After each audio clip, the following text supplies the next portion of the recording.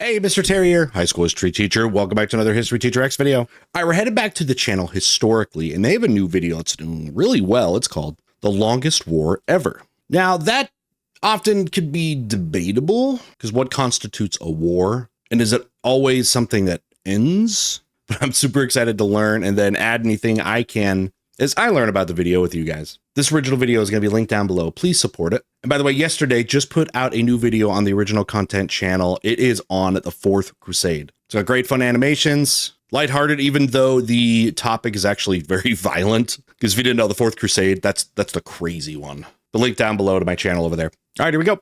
As always, thanks to all the channel members for your $2 a month. You got early access to this video, so appreciate you guys. Love you.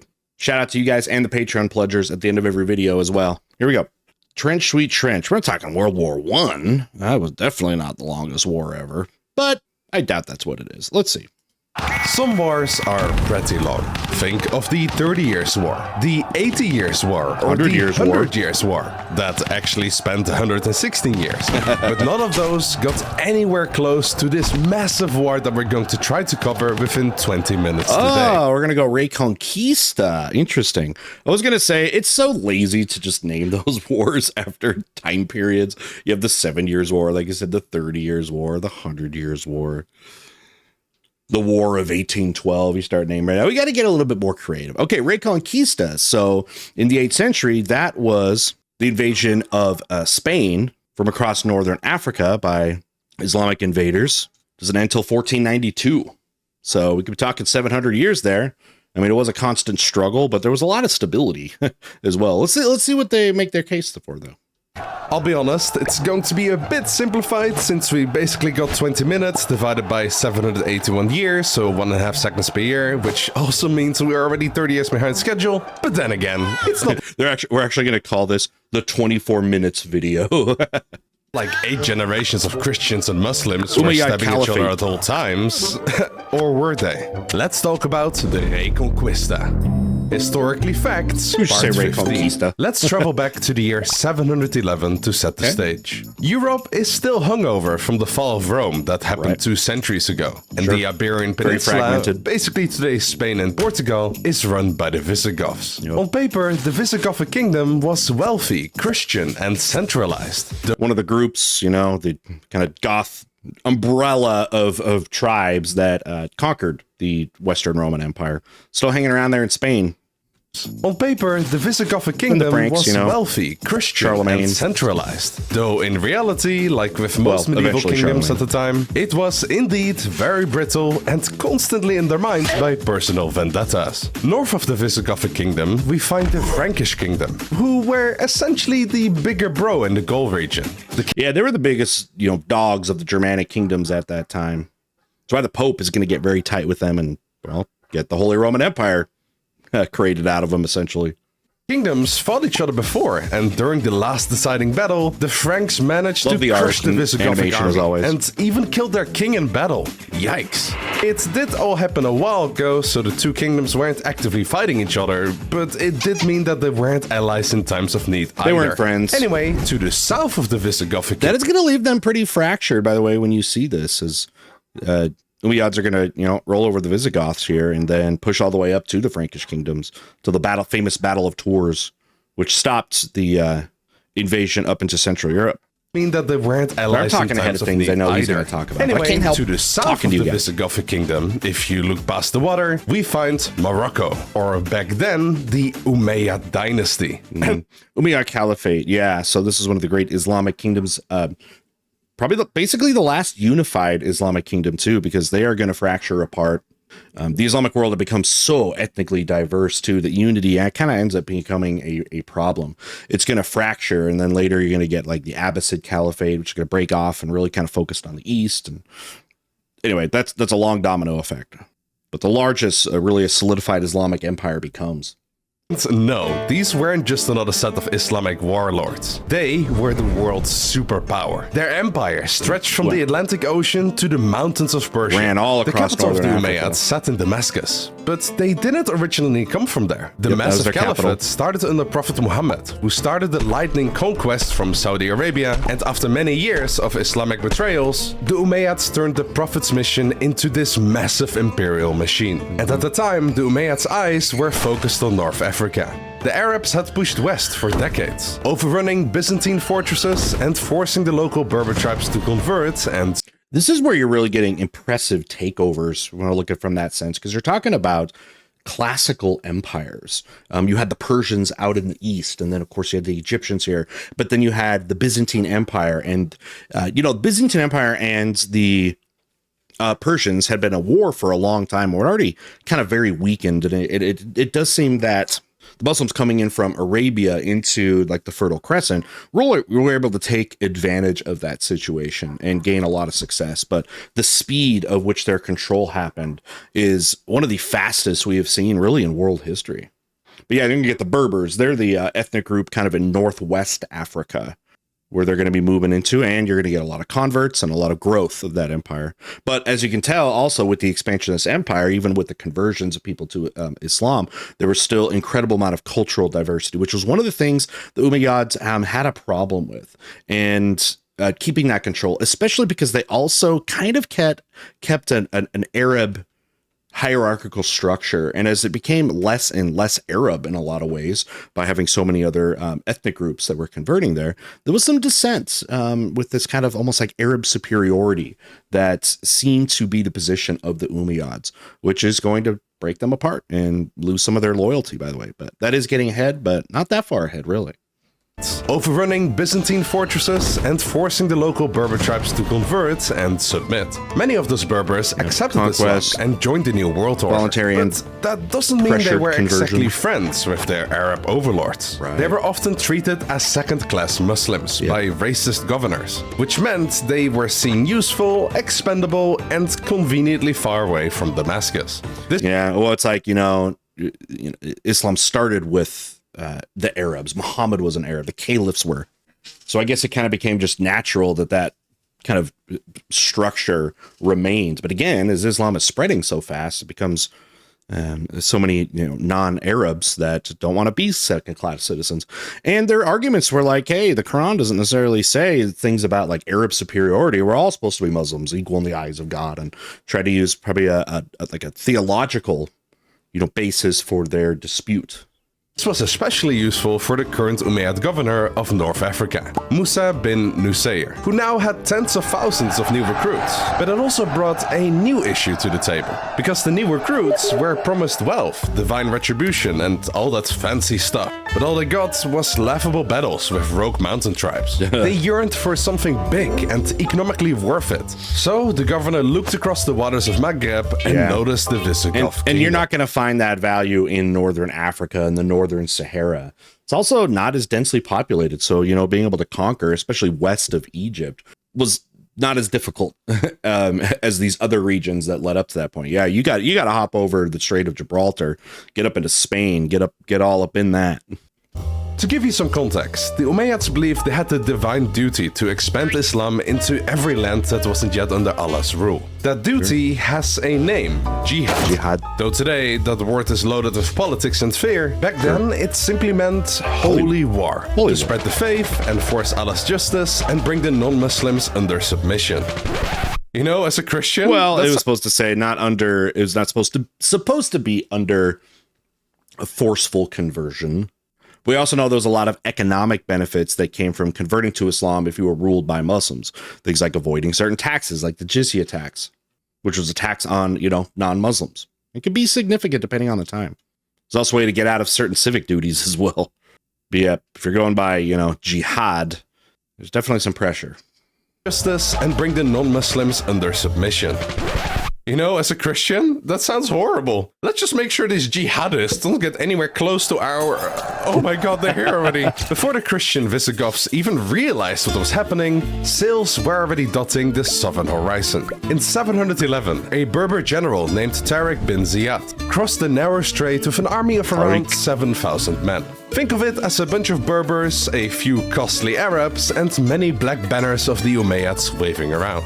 The army landed on a steep, rocky cliff, which would later be named Tarek's Mountain, though today it is known as Gibraltar. Tarek's men see they put the little monkey there? Look at this. Named Tarek's Mountain, though today it is known as Gibraltar.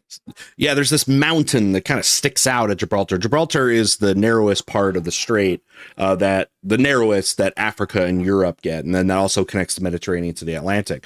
But that little mountain there actually has these indigenous monkeys that are super famous, and you can go there and they're all over the place, and as tourists you can just, they're climbing all around. Look at the videos, they're kind of funny. Tarek's men came fast, quiet, and terrifyingly well supplied to battle, mainly due to a Christian noble who wanted revenge against the disputed King Roderick. So he gave the invaders plenty of weapons, food, and horses. And Tarek, he was going all or nothing into this campaign. Since the moment his forces landed, he supposedly ordered his own ships to be burned, just to make sure no one got any bright ideas about going home. That's kind of what was said about Cortez, you know, when they land in Mexico. There was going to be no retreats. In fact, they repurposed some of them, some of the materials, and use it in Tenochtitlan to get some of the firepower and stuff. Turned towards the army and screamed, "Behind you is the sea, before you is the enemy. You have nothing left but your faith and your swords." Now, historians aren't sure if he actually said that, but considering what happened next, he might as well have. Because up north, King Roderick had a bigger problem than a quote-unquote minor Berber raid. Because while he was reading the news about the brutes down south, the court jester stole his precious jewelries. Luckily, since he is King Roderick, he is both judge, jury, and executioner. But the common people, like the jester who actually didn't do a single thing, isn't that lucky. That's where our sponsor Morgan & Morgan comes in. There's a reason you don't cross an ocean without a plan, just like there's a reason why Morgan & Morgan is America's largest injury law firm. They've been fighting for the people for over 35 years. Think of them as your own personal army. They have over 1,000 lawyers and 100 offices nationwide. And they have recovered over $30 billion for their clients. Best yet, their fee is free unless they win. If you are ever injured due to someone else's negligence, you can check out Morgan & Morgan. Pretty cool animators, you know, if you're like somebody trying to, or you can click the link in the description to find out more. Do advertising if they go. Half the Visigothic nobles hated him, and the other half wasn't sure if he was truly the rightful king. But as reports of Muslim landings piled up, King Roderick decided he could no longer ignore it, and employed the classic battle tactic of amassing a giant army, yeeting them towards the enemy, and hopefully return home victorious to convince everyone you are the rightful king after all. And you have to assume just their knowledge of actually how powerful the Umayyad were was probably pretty low. They probably didn't really have a clue, and I think they're about to feel it. Meanwhile, in South Africa, the Umayyad governor Musa was chilling, thinking that... South Africa? Meanwhile, in South Africa, the Umayyad governor Musa was chilling, thinking that Tarek was about to employ a small operation for the empire. In reality, however, which no one expected from the Berber general, he was about to take down an entire kingdom. The Christian and Muslim armies met near a river in the south of the kingdom. On one side, we had Roderick and his massive Visigothic army. Tens of thousands of armored warriors, nobles, and additional conscripts all fighting under the cross. On the other side, there was the Umayyad army, which was way smaller, much less armored, and mainly Berbers who were told this is their chance to prove themselves in front of Allah. Well, one of the military advantages, or I guess I should say strong points, the Umayyads too, and the Berbers was their speed. Talk about incredible people on like horseback, for example. Great mobility. And while they're at it, maybe loot a few cities. It should have been an easy win for the Visigoths. They outnumbered the invaders, had home advantage, and Roderick was so confident he would win that he arrived in full royal bling-bling. But guess what? Having an army doesn't automatically mean that the politics are on your side. Sure. Remember, half the nobles were basically rooting for the king to fail, to the point that apparently some of the nobles' armies switched mid-fight, and the others just straight up left. The result was... Now you wonder how much of that could be true if you're talking about the victors. The victors, you know, in warfare, that can really control the narrative, depending, you know, if we don't have the archaeological and other type of evidence. It'd probably be a very good thing to strengthen your legitimacy when you're like, even the enemy, you know, joined us. We are the good guys, right? Pure chaos for the Christians, and Roderic's line of command broke down. You can probably guess what happened next. Taric's small force was outnumbered 3-1, yet absolutely crushed the Visigothic army. King Roderic's body was never found. Some reports said that he drowned in the river they fought in. Others claimed he was simply chopped into pieces by the enemy cavalry. Point is, the king was gone, and with him, so was the Visigothic Kingdom that existed for 300 years. Goodbye. General Taric, realizing how big this victory was, wasted up, no time. up. His army continued to sweep north. Within months, they had taken Cordoba, Granada, and even Toledo, the Visigothic capital. Every town that surrendered was spared and Portugal, heavily taxed. Spain, the towns who were Barcelona. stubborn, on the other hand, got spanked for being naughty. Now, imagine the reaction of Governor Musa when he heard what his general managed to do without his supervision. It was supposed to be a small reconnaissance mission, not a whole conquest. Tariq is one of those guys who probably get talked about enough, especially in the West. We talk about successful generals, some of the biggest ones in history. This is not an easy task. They've come across, you know, when you look going back, I mean, they come across all of Northern Africa. They have to hop over the ocean and are outnumbered and take over a giant landmass with Spain and Portugal there, of cultures that were successful fighters, like the Visigoths were. I mean, they took out the Roman Empire. Supervision. It was supposed to be a small reconnaissance mission, not a whole conquest. He quickly assembled his own army and sailed north to join the fun also, partly to make sure Damascus didn't think his subordinate became the new hero of Islam. And by 718, just 7 years after that first landing, nearly the entire Iberian Peninsula was under Muslim control. Yeah, the Iberian Peninsula, if you didn't know, means that strip of land right there that today includes, Spain and Portugal. That little chunk. Place needed a new name, of course, so they called it Al-Andalus, which meant the land of the Vandals. Though the Christian locals probably called it something closer to the end of the world. The Umayyads were hyped. Their divine mission to spread Islam had worked. Jihadists managed to erase one of the oldest Christian kingdoms in just a couple years. Yeah, but you're going to see actually a lot of religious tolerance here, and we'll see if he gets to that, and coexistence. So there's also a significant Jewish community is going to be here too. And when you got that kind of momentum going, you don't just stop there. Next up was the Frankish kingdom, those filthy Christian baguette people. In the year 720, the Umayyads started the Pyrenees, those big stinky mountains that separated the empire from the Franks. So naturally, they crossed them. Led by legendary commanders with very difficult names, Muslim armies surged north into Septimania, aka southern France. They swiftly captured Narbonne, raided Bordeaux, and began inching closer and closer to the heart of Gaul. While all of that was going on, Al-Andalus was surprisingly thriving. So this was also becoming very alarming to the rest of Christian Europe. This is when, the Pope and other leading Christians figures are like, oh, what is going on out west? There's this, remember, Islam is still it's still a new religion. You're only talking like 100 years since Muhammad was around. This stuff happened very quick, and it's like, who is taking over what? Like, Spain has fallen? Now they've crossed the Pyrenees, and like France is falling, like southwestern France. This was all happening so fast in an era where just news about who these people are and what this religion was, was so new.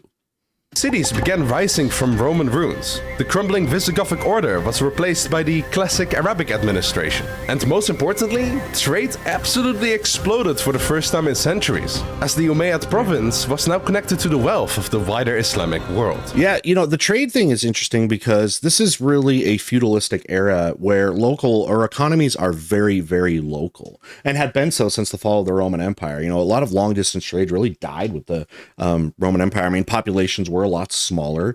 By the time Western Rome had fallen in 476, they were only like 10% of what the peak population was of the Roman Empire. So feudalism, meaning much more smaller local communities, both economically and politically, where it was a lot more about self-sufficiency and big long distance trade, not as much of a factor. It's just only a fraction of what it was in the Roman Empire.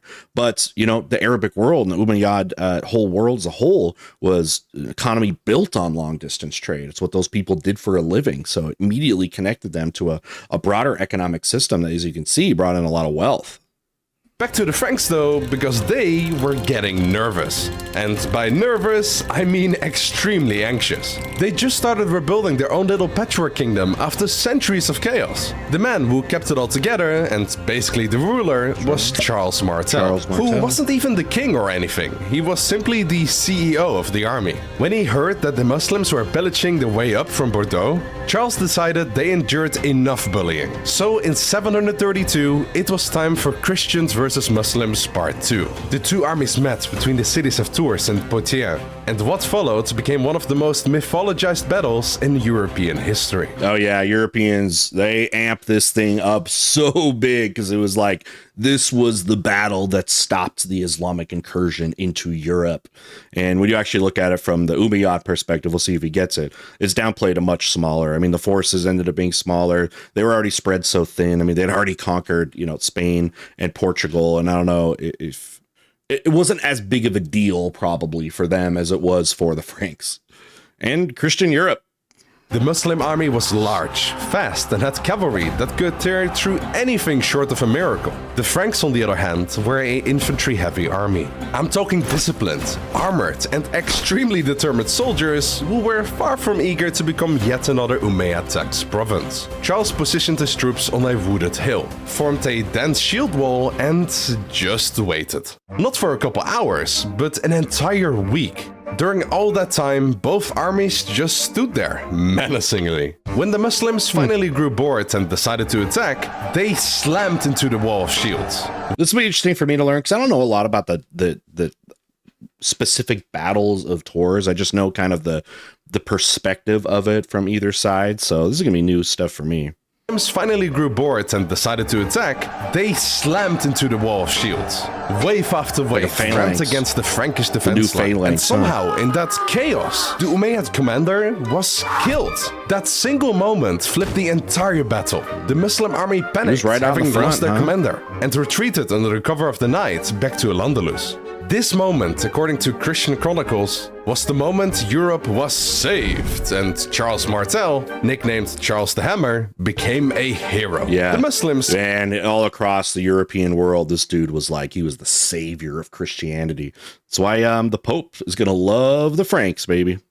Called it a tactical retreat, the Christians called it a divine victory, and everyone agreed that invading France wasn't worth the effort. Let someone else have that fun later. By the mid-700s, a line was drawn to the south, Al-Andalus, which was... I am glad, though, that he kind of brought up the perspectives I was kind of bringing up, because that is one of the things that's interesting about the Battle of Tours, is it's one of those great pieces of history where perspective means a lot about how you view that event. By the mid-700s, that could be a huge deal for some. To the south, Al-Andalus, which was rich, thriving, and Muslim. And to the north, the patchwork of Christian realms. They keep kind of insinuating that just like all of Spain just converted to Islam, which just wasn't the case. There's significant Christian community still is going to live there and coexist there. Battered, but alive. Interestingly though, in between those two superpowers, a spark of resistance began to form. Even though the Iberia was now under Muslim control, a few Christian households managed to survive the storm in the northern mountains. And in those misty valleys, a legend began to take shape. The Visigothic Christians aren't defeated. They are merely waiting for the Reconquista. The Muslim governors of Al-Andalus were busy... It means reconquest, by the way, in Spanish. Reconquista. Yep, there's always Christian holdouts, for sure. Waiting for the Reconquista. The Muslim governors of Al-Andalus were busy carving up their new prize, so they didn't pay much attention to the scruffy mountain folk up north. Because, let's face it, what could a few hundred starving shepherds possibly do against the Caliph's empire, right? Can ask modern Spain about them. Those Basque ancestors, man, they can really rough things up and have done so for centuries. Well, surprise. In the rough mountains of Asturias, a Visigothic noble, or depending on who you ask, a local warlord named Pelayo, had refused to surrender. He'd seen his kingdom fall, his fellow nobles defect, the churches burn, and decided that he was not about to pay tax to the guys who just invaded. He gathered a few hundred followers. Think ex-soldiers, stubborn farmers, monks, and anyone else who could swing a sword, and ventured deep into the Muslim lands. That little pocket of resistance resistance became the seat of something entirely new, the Kingdom of Asturias. Now, to be clear, kingdom is generous. It was more like a handful of huts, a church, and a very optimistic cave. But it was independent, but it sounds and cool. That made it dangerous for the Umayyads. So, 2 years after the invasion of France, the Umayyads decided to snuff it out. They sent a small task force north, expecting an easy win. You know, just another tax collection day. The Umayyads marched into Covadonga, a narrow mountain pass surrounded by says Covadonga. Haha, dong. Steep cliffs. And just out of marched into Covadonga, a narrow mountain pass surrounded by steep cliffs. And just out of sight, Pelayo and his men were waiting. Patiently. When the Muslims walked in deep enough, the Christian resistance rained rocks, arrows, and every curse word in early medieval Spanish on them. The terrain turned it from a fight into a one-sided massacre. The Muslim force fled, and Pelayo, the man nobody took serious, had just pulled off the first Christian victory in Muslim Spain. Now, let's not overhype it, of course. Maybe a few hundred soldiers died on each side, and this small skirmish didn't change anything on the map, but it did reinforce the legend about the Christians in the mountains. The victory became a Christian household tale, and perhaps proof that Allah's empire wasn't invincible after all. The Battle of Covadonga is, according to many, the official start of the Reconquista. Pelayo was crowned the first king of Asturias. His people started rebuilding, fortifying, praying, and breeding. Mostly the last one, because within a few generations, the tiny cave kingdom of Asturias would become the base of something much bigger. You know, Basque homeland, I guess, is a little bit east of there, isn't it? I always think it's kind of right here, but it's actually more towards the French border, huh? It's like almost where this ends. Correct me if I'm wrong, this is a little bit more, right? Northern Spain, but I kind of always forget how far west. But I actually want to say now it's more like here. The Muslims didn't exactly lose sleep over losing to some mountain hermits. Just like but even if they did, they had a way bigger problem at hand. Because right now, their own empire was literally imploding. Back in Damascus, the Umayyad Caliphate, that giant empire stretching from Spain to India, had made a lot of enemies. Yeah, I mean, again, look at this. This is a unified Islamic empire in Islam that's just over a century old. You know, this is going to be the end of that being like synonymous with just like a politically unified religious group. It's going to die. But talked about, and he had talked about too, about how the diversity of this became hard to really keep control of, especially as the Umayyads were really giving Arabs preferential treatment, which again, like we were saying, a lot of these non-Arab Muslims were like, that's not fair. Between corrupt governors, angry non-Arab Muslims, and every family feud possible, things finally boiled over in 750, when a rival clan, the Abbasids, overthrew the Umayyads in a spectacular bloodbath. And they'll last a lot longer, and also oversee what is referred to with that, you know, term that can be debatable, the golden age of Islam. They're going to build, their new city there in Baghdad and become incredibly successful here, all the way till, well, the Mongols run it over in the 1200s. But good, 300-400 year run here.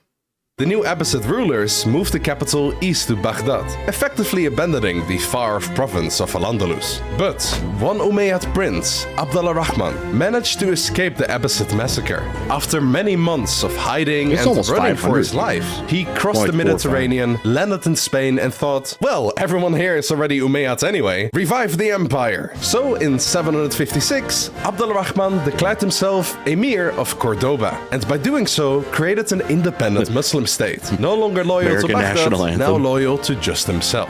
We made 2 videos on the guy, and his story, by the way, is frankly incredible and worth a watch later. I reacted to the first episode of that one, and the views weren't great on it, so I ended up not following up with the sequel, but something I'd reconsider if I see big response from you guys. This video. This little act of defiance turned Al-Andalus from a distant colony to a self-sufficient power. And under the new Emirate of Cordoba, Al-Andalus became one of the most advanced societies in Europe. They built libraries that dwarfed anything north of the Pyrenees, introduced irrigation, citrus, algebra, and architecture that became one of the intellectual, one of the most advanced intellectual centers in all the world. You know, Baghdad does, you know, for sure. And Cairo always kind of remained that. But yeah, way over there. What today would be Cordoba, actually, it was the city of Al-Andalus. A lot of it because of its multiculturalism that it had. You had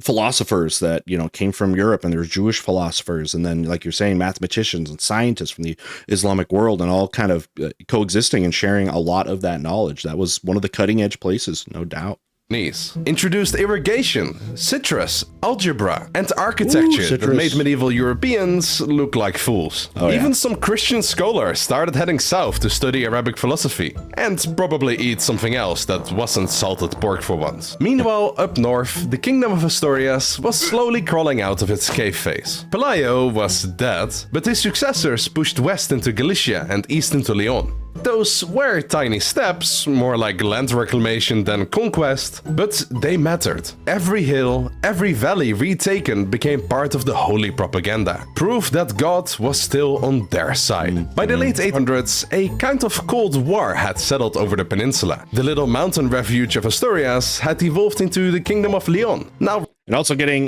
just to the east there, the Holy Roman Empire is about to be established here, and you get Charlemagne from the Franks. Things are really picking up over there on the other side of the Pyrenees.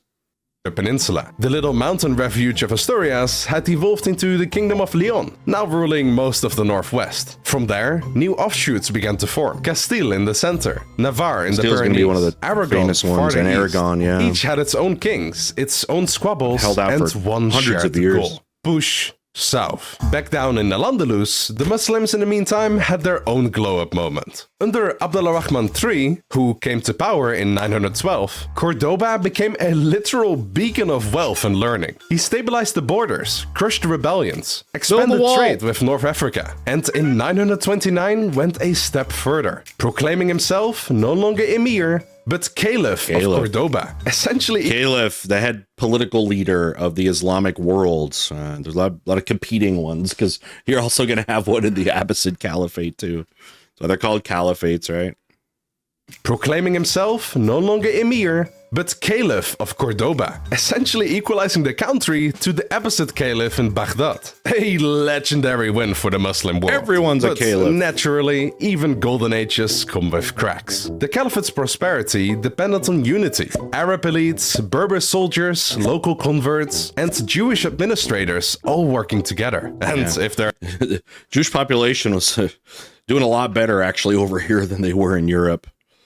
There's one thing the Iberian Peninsula hates more than peace, it's cooperation. When Abdulrahman III and his brilliant son Al-Hakam II died, the Muslim system started to wobble. And shortly after, in the year 1009, Cordoba descended into a Muslim civil war. A brutal power struggle that tore the Caliphate apart. And as a result, not even 20 years later, Al-Andalus had shattered into dozens of Taifas, independent Muslim city-states that were constantly undermining each other. In short, the south was burning itself down. Meanwhile, the Christians in the north smelled the opportunity. Their enemy had just split into 20 different pieces. And in a scenario like that, even a cave kingdom can start dreaming big. It was finally time for the Uno reverse.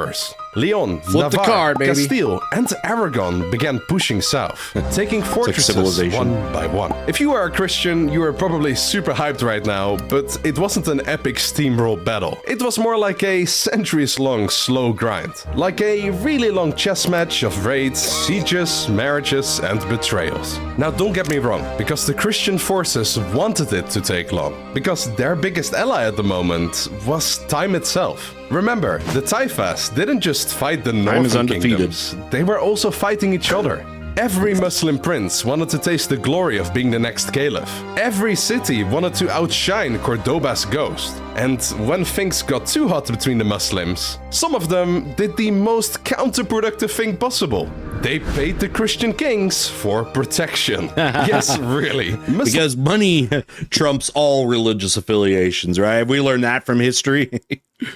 Muslim rulers in Spain were funding the armies that were literally praying for their downfall. By the 1080s, the tide was turning hard. The Christian kingdoms were stronger, richer, and far more organized. Castile emerged as the dominant force under King Alfonso VI, who in 1085 pulled off a major flex. He captured Toledo, the old Visigothic capital. That one hit different. It was the first great city retaken for Christendom, and it sent a message as clear as a church bell. The Reconquista wasn't a legend anymore. It was happening. Down south, the Taifas. Very, very slowly. Still got another 400 years, by the way, before it's complete. Panicked, so they called for help. I just looked at the video. I don't think they're going to be able to finish this in 4 minutes. They got 400 years of history to cover here. Happening. Down south, the Taifas panicked, Joe Rogan so they did. called for help. And from across the strait came new players. The Almoravids, a hardline Muslim dynasty from North Africa, cloaked in black veils, mounted on camels, and preaching strict Islamic law. They crossed the Strait of Gibraltar like the Umayyads had 3 centuries before. Except this time to save Al-Andalus, not conquer it. At first, they did well. In 1086, the Almoravids crushed Alfonso VI at the Battle of Sagayas, halting the Christian advance for an entire generation. But, and I know I'm starting to sound like a broken record here, power corrupts fast in the Iberia. Within decades, the Almoravids softened, splintered, and lost their zeal. And soon enough, they themselves needed saving. So another stricter movement replaced them, the Almohads. The Almohads made the Almoravids look like hippies. It's good to say. It looks like there's like a fundamentalism there, maybe that doesn't like some of the multiculturalism that was really making Al-Andalus thrive. You're gonna get these hardliners. They're like, you're not ruling hard enough. You're not oppressive enough. But they're like, look around, everything's great, right? Like, no, it's not. They rebuilt the Southern Empire, enforced puritanical Islam, and even pushed north again. In 1195, they handed the Christians a major defeat yet again. For a moment, it looked like history might repeat itself, that the cross would crumble before the crescent again. But then came 1212. United for once under a rare moment of Christian cooperation, Castile, Aragon, Navarre, even crusaders from France met up and faced the Almohad army at Las Navas de Tolosa, deep in Al-Andalusian hills. The battle was brutal, chaotic, and decisive, often credited by scholars as the Battle of the Two Faiths. Yeah, I mean, remember, this is going on with the Crusades. The Crusades are going on, right? This is because 1212, right? So yeah, this is like the Crusades were not over.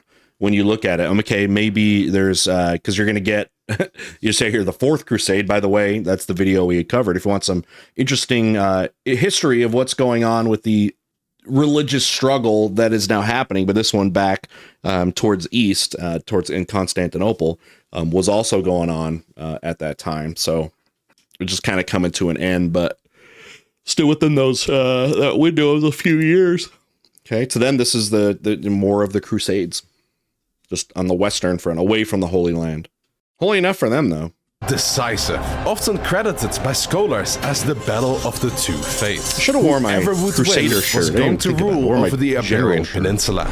Naturally, in a decisive war, whether we like it or not, one has to win. And the winners were the Christians. The Christian broke through the Almohad camp and shattered their army. Wins. That was the moment Al-Andalus truly began to fall apart for good.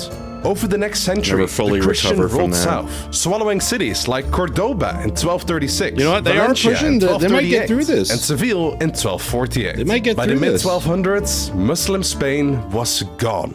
Almost. Only 250 years last kingdom held out. Granada. Granada, tucked beneath the Sierra Nevada mountains, was the last jewel of Al-Andalus. Small, this was hard to wealthy, take. and clever enough to survive by diplomacy. Its rulers, the Nasrids, paid tribute to Castile, married their daughters into Christian courts, and essentially made sure the Reconquista didn't finish for a whopping 200 extra years. It's like paying off the bullies, maybe? It's like the Russians paying off the Mongols for centuries.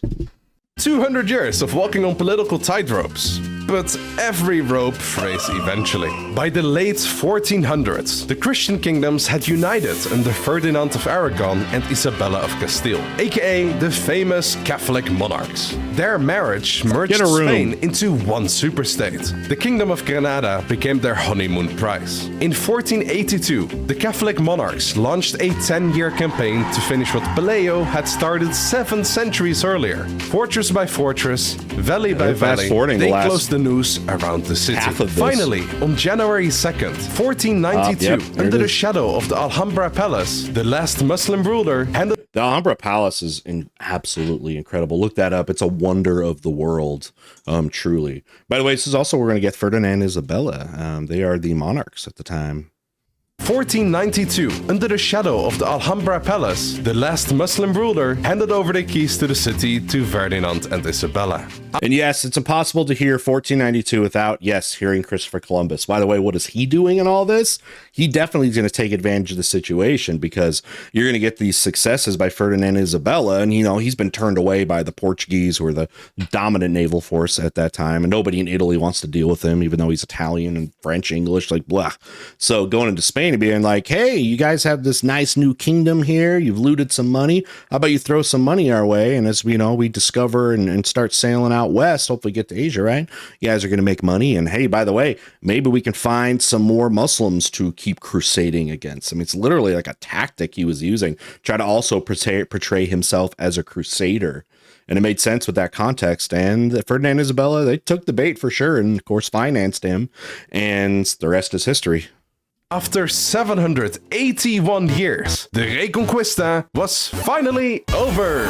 The crescent lowered, the cross raised. Spain was whole, or at least that's what they told themselves. In reality, it was the end of one era and the violent birth of another. Because that same year, in 1492, a certain Italian sailor named Christopher Columbus sailed west under their flag, carrying the same fire of conquest that had burnt across Iberia for 8 centuries, ready to plant it in America. But that's for another video. So make sure to subscribe. They really did make it all the way through the whole 700 years. Next video is going to be a whopping 40 minutes long, and as always, will be released to members first. So if you want to support us and to get sick benefits, become a member today. Okay. All right, that was great. They have a very charming style there. Learned a lot. I know I learned a lot about some of the specifics of some of the engagements and all of that. My understanding really kind of came from like, okay, how did it like start? How did it end? And then basically what was life like, you know, during that time period. And I was able to sneak in a lot of the advances and a lot of the success that they had with that, with especially with the Christians, Muslim and Jewish intellectuals being able to really thrive in places like Al-Andalus and make incredible achievements in philosophy and share a lot of knowledge at that time, all within the backdrop, though, as you saw, with incredible amount of violence. Now it's spread out, and there's going to be these, you know, better pockets of more peaceful times, but you could see also the times where things got really, really violent, because there was still that ideological struggle that was still kind of simmering at the, you know, at the base of all of this. So anyway, that was great. Again, if you want to learn and you're in kind of still the mood of this kind of crusading kind of spirit, check out down below in the description. You're going to see a link to our new video, because it's a collaborative effort with animators and stuff on the Fourth Crusade. I think you'll really like it. We'd love to see you over there, and sub over. That's a new channel. And like he said too, channel members, you're going to get early access to videos as well. Thank you for supporting all your favorite content creators, and we'll see you all next time.